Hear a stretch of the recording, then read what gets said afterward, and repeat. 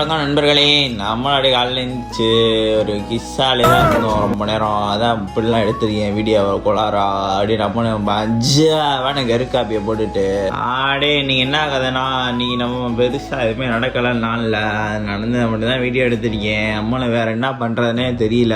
வேறு ஏதாச்சும் கண்டென்ட் உங்களுக்கு தெரிஞ்சால் கமெண்டில் சொல்லுங்கள். யாரும் சொல்ல மாட்டீங்க, அது வேறு விஷயம். சரி விடுங்க, அவங்க தோணுன்னா சொல்லுங்கள். அப்படியே நம்மளுக்கு காலேஜ் விட்டு விட்டாச்சு. நம்ம பாய் நண்பரை தூக்கி போட்டுட்டு கிளாஸுக்கு கிளம்பி போயாச்சு. இந்த கீழே ஒரு ஃபாலோன்ற ஒரு பட்டன் ஒன்று இருக்கும், அதை லைட்டாக அமைக்கி விட்டு போனீங்கன்னா நல்லா இருக்கும். அப்படியே நம்மளும் கிளம்பி வீட்டுக்கு சுட்டுட்டாச்சு.